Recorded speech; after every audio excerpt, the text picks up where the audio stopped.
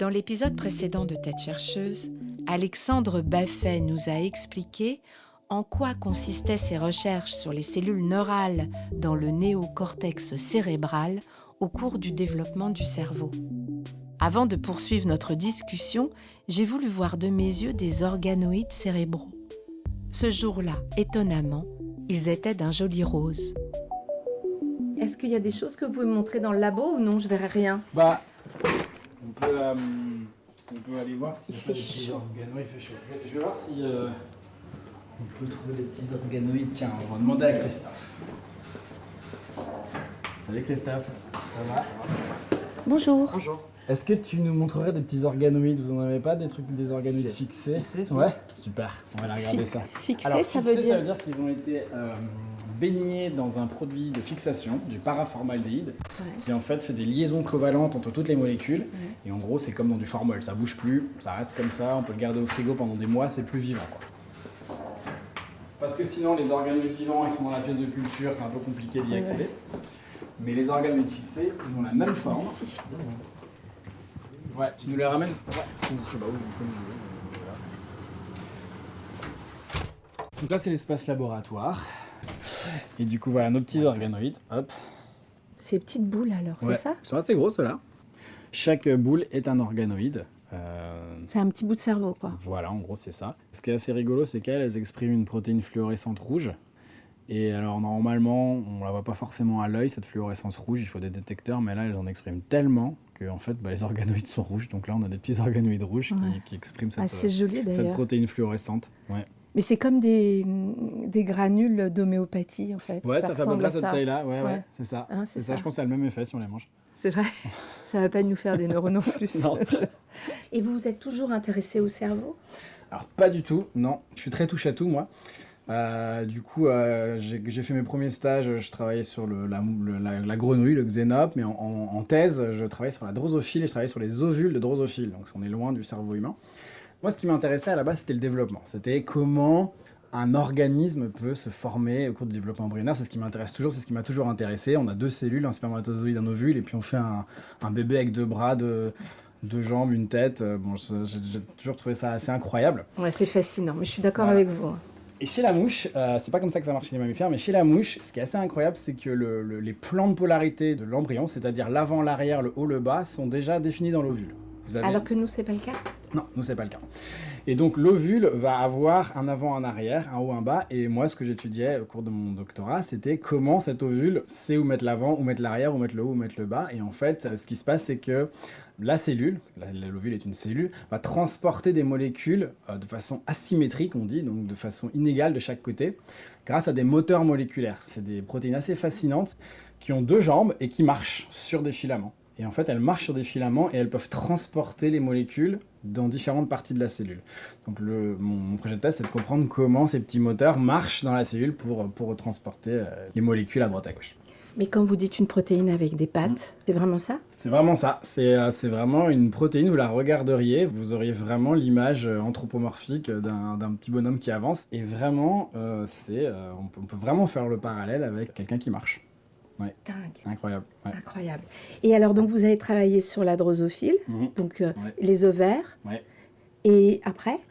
Alors après, c'est rigolo comme histoire parce que du coup, moi, j'étais fasciné par ces petits moteurs moléculaires. Je me disais, ça, c'est... Ces petites choses à ces petites pattes. choses qui bougent avec les pattes. Je me suis dit, je comprends. C'est ça que je vais étudier. Fasciné par ces moteurs moléculaires qui bougent grâce à leurs petites pattes, Alexandre Baffet a décidé d'approfondir ce sujet lors de son post-doc à l'Université de Columbia. C'est là qu'il a rencontré le chercheur Dan Fu, qui lui travaillait sur ces moteurs, mais dans le cerveau en développement. Moi, j'avais jamais eu l'idée de travailler sur le cerveau, je m'en fichais complètement. Et j'ai découvert le système et j'en suis vraiment tombé amoureux.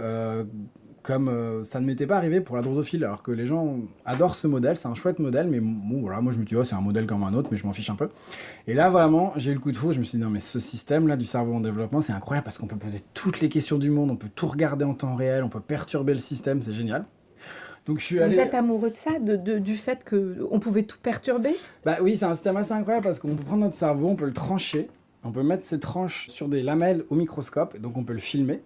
Je vous expliquerai un peu comment on fait si vous voulez. Et on peut perturber le système, on peut inhiber des protéines, on peut en surexprimer d'autres. Donc on peut tout regarder, et puis on peut regarder tous les processus, on peut regarder les cellules se diviser, on peut regarder les cellules se migrer, on peut regarder vraiment toute la biologie est là sous nos yeux dans ce système. Donc au-delà de l'intérêt du cerveau, c'est juste un système très pratique pour poser plein de questions en fait. Plus qu'un autre organe ?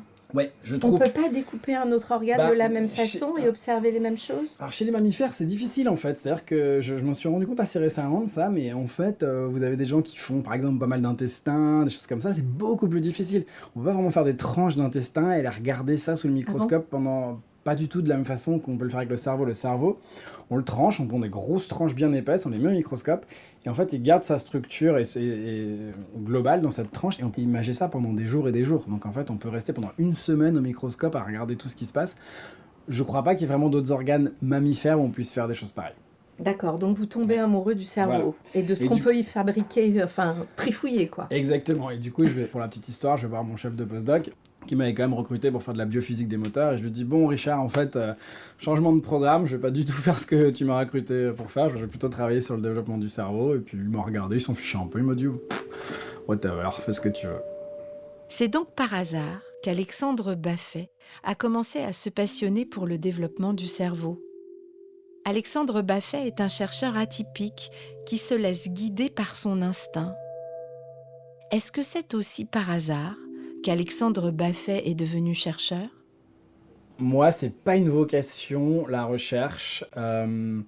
J'ai toujours aimé la biologie, mais pour des raisons assez classiques de petit enfant. J'étais fan d'animaux, de petites bêtes. J'ai ramassé des araignées, des serpents. C'était très naturaliste quand j'étais enfant. C'était vraiment... Est-ce que vous avez grandi à la campagne ou... J'ai grandi... ouais, alors j'ai pas mal bougé aussi. J'ai vécu une partie de mon enfance aux États-Unis.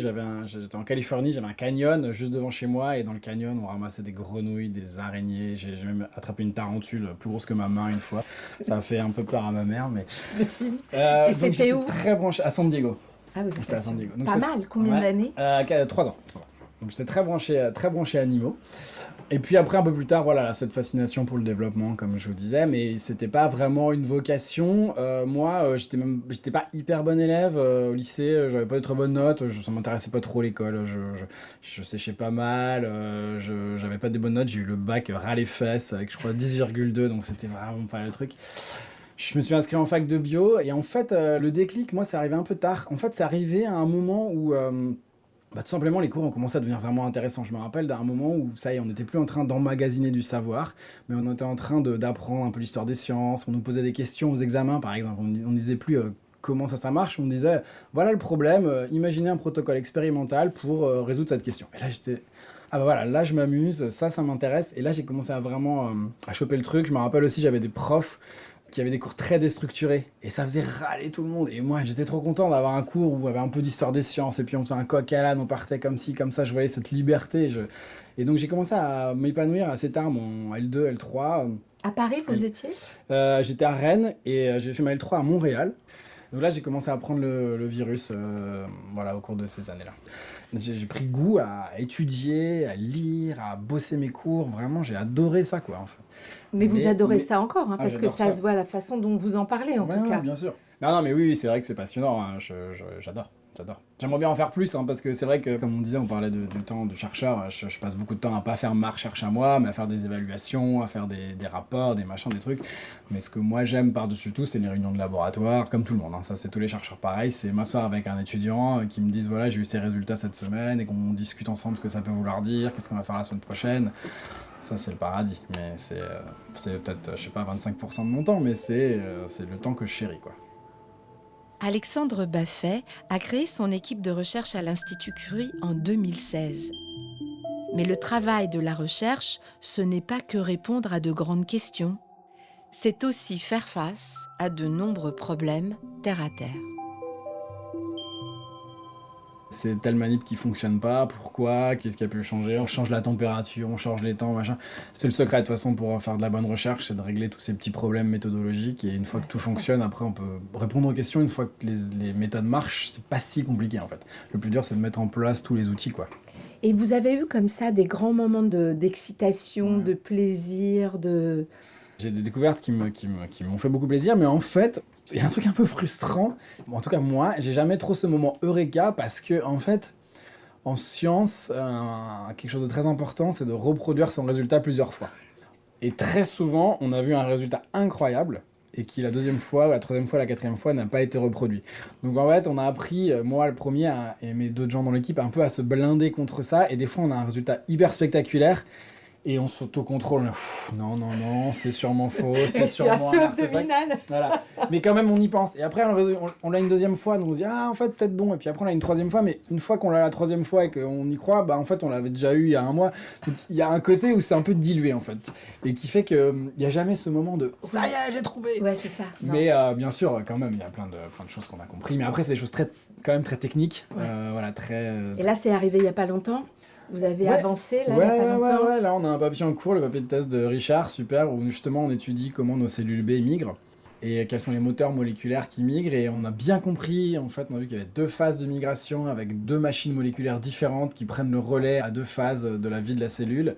Et on a compris quelles étaient les machines moléculaires qui faisaient ça, comment c'était régulé. On a vraiment, je suis content de cet article parce qu'on a vraiment bien décortiqué tout le mécanisme moléculaire des 2 étapes. Comme s'il y avait 2 moteurs. Voilà, exactement. Et un moteur qui prenait le relais à un moment d'un autre. Exactement. Et qui avance plus ou moins plus vite ou moins vite. Oui, si, plus vite, en fait, vous avez raison. Si, il y en a un donc la dynéine qui fait bouger lentement pendant une grande partie du cycle, et après le deuxième, la myosine, qui fait bouger très vite, mais pendant moins longtemps.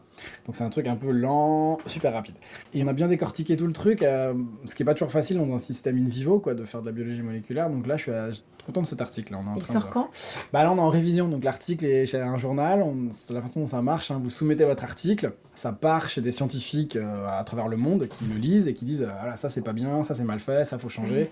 Tac, tac, tac, on se retrouve avec une liste de commentaires. Donc nous, on a eu 4, ils ont tous une quinzaine de commentaires, donc on se retrouve avec 60 commentaires et il faut les adresser un par un, souvent par des expériences.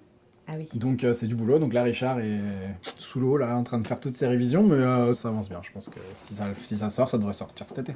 Il y a beaucoup de laboratoires dans le monde qui travaillent sur le même sujet que vous, sur ces cellules B. Alors, sur le développement du néocortex humain, oui. Sur les cellules B spécifiquement, pas tant que ça, de façon surprenante. Il y a du monde, mais sur les questions spécifiques qu'on pose, nous, pas tant que ça, en fait. Surprenamment, pas tant que ça.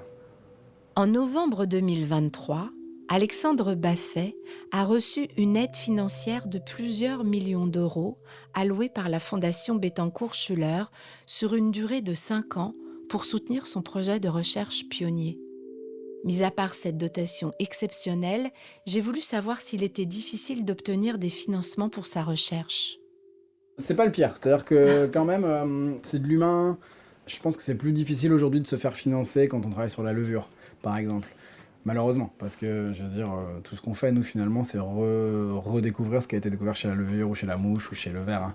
Mais je pense que c'est pas le domaine le plus difficile à faire financer, ça reste quand même difficile. Moi, j'ai eu un petit trou à un moment, avant d'avoir ce gros financement, on commençait à avoir un peu moins de sous, je me suis pas trop inquiété, mais quand même, Mais on a eu ce financement-là, et puis on a eu un deuxième financement, on a eu un peu EPR, donc ça c'est technique, mais c'est un gros financement de l'Agence nationale pour la recherche, qui justement visant à financer l'aspect cancer de tout ça. C'est-à-dire ça c'est un financement sur 30 laboratoires, c'est coordonné par Geneviève Almouzni à l'Institut Curie. Et là l'idée c'est d'étudier les lignéages, justement, et comment la dérégulation de ces lignéages peut mener au cancer. Donc c'est exactement ce que je vous expliquais tout à l'heure. Est-ce que vous passez beaucoup de temps à chercher des financements ? Parce que j'ai cru comprendre... Ouais, pas mal. C'est pas ce qui me pèse le plus. Il y a des choses, beaucoup d'administratifs qui est un peu pesant. Écrire des financements, finalement, moi, ça me pèse pas trop parce que je me rends compte qu'à chaque fois, j'ai une idée dans la tête et puis quand je l'écris, je me rends compte que ça va pas, il y a plein de problèmes. Je considère pas que ça comme une perte de temps, ça me force à bloquer du temps pour lire des articles, pour penser, pour brainstormer avec l'équipe, donc ça va. Moi, la recherche de financement, c'est pas, je trouve... Après, parce que aussi, j'ai eu des bons financements, si j'avais que des réponses négatives, j'aurais l'impression que c'est une perte de temps, c'est toujours pareil. Mais c'est pas le plus lourd, je trouve. Et sur le financement de la recherche en France, vous avez des choses à dire ? Rien de très original en fait, hein. C'est sûr que ce serait bien que la France investisse 3% de son PIB comme c'est recommandé dans la recherche. Maintenant, moi je suis toujours un peu ambivalent avec le discours dans les médias sur le financement de la recherche parce que je rencontre plein d'étudiants qui me disent « Ah, je veux pas faire de la recherche parce qu'il n'y a pas de poste, il n'y a pas d'argent, c'est mal payé ». Et je me dis toujours... En fait, c'est compliqué parce que quand on intervient dans les médias, d'un côté, on veut dire il n'y a pas d'argent, c'est dur, c'est mal payé pour que les gouvernements agissent, mais d'un autre côté, il faut quand même qu'on vende un peu la recherche aux jeunes parce que si à chaque fois qu'ils voient un scientifique sur un plateau de télé et que le scientifique leur dit il n'y a pas d'argent, c'est nul, bah, il va faire autre chose, quoi. Donc moi j'essaie un peu de pousser l'autre truc, des fois ça fait un peu râler certains de mes collègues, mais de dire bah non mais il y a quand même un peu d'argent, c'est quand même pas si mal payé, je veux dire ça va et on peut s'en sortir et je sais que ça fait râler, mais j'ai quand même pas envie de peindre un tableau trop noir de la recherche, quoi. Et vous êtes inquiet là, avec la situation mondiale. Est-ce que vous pensez aussi que la recherche, elle est en danger ? La science ? Non, je pense pas qu'elle est en danger. Je pense qu'il y a des problèmes, il y a des choses qui vont pas, mais j'irai pas jusqu'à dire que la science est en danger. J'ai l'impression qu'il y a quand même un socle assez solide de chercheurs. Aux États-Unis, on parle des États-Unis. Oui. Mais même aux États-Unis, je veux dire, c'est dramatique ce qui se passe, mais moi je suis très optimiste. Hein. C'est dramatique ce qui se passe, mais c'est un pays de science, les États-Unis, ça le restera, et c'est pas une administration pendant 4 ans qui fera changer ça, je crois pas. Mais ça reste une situation catastrophique. Hein. Juste, je tempère un peu le propos. Voilà. C'est ça. Il y a un danger, mais c'est pas non plus, ça va pas s'effondrer. Enfin, je crois pas. Parce que vous pensez que ça va durer que 4 ans. Ouais, mais je suis très optimiste. Moi. Non, mais c'est bien d'être optimiste. Vous êtes le premier. Hein. Tous les chercheurs que j'ai rencontrés avaient bon, vous ne l'étiez pas du tout, mais moi, ça me fait du bien. Alexandre Baffet est un chercheur optimiste. Et son point de vue sur la menace qui pèse sur la science aux États-Unis m'a étonnée. Avant de partir, j'ai voulu savoir si Alexandre Baffet aurait pu faire un autre métier que chercheur. Sa réponse m'a encore une fois décontenancée. Je me serais bien vu peut-être derrière un petit comptoir, fromager par exemple. Je me serais bien vu fromager, à vendre des bons petits fromages du cru, à parler avec les gens, tranquille. En regardant les moisissures, comment voilà, les moisissures exactement. évoluent. Puis finalement, aller regarder sur un microscope. Mais Non, mais c'est vrai, fromager ? ouais, je pense que j'aurais bien aimé être fromager. Pourquoi vous êtes un mangeur de fromage ? J'adore le fromage, et puis j'aime bien l'idée d'être derrière le comptoir, de parler aux gens, d'avoir du lien. Je pense que j'aurais pas été malheureux. Oui, mais vous auriez pu ouvrir un troquet, une boucherie, que sais-je. J'aime bien le fromage. J'aime bien le fromage. J'aime bien l'ambiance fromagerie. Ouais, j'aime bien. Ah ça, je trouve ça génial. D'accord, fromager. Ouais, allez, va pour fromager. C'était le dernier épisode de la saison 2 de Tête chercheuse. Merci de nous avoir suivis et merci aux chercheuses et chercheurs de l'Institut Curie de m'avoir raconté leurs recherches et leurs histoires. Tête chercheuse est un podcast qui donne la parole aux chercheuses et chercheurs de l'Institut Curie qui ouvrent la voie à de nouvelles connaissances et donnent à entendre la complexité du vivant. Tête chercheuse est un podcast réalisé par Claudine Guebord, mixé par Benjamin Touron et écrit par Zoé Varier. Musique originale Alice Anne Brassac, production Chloé Tavitian.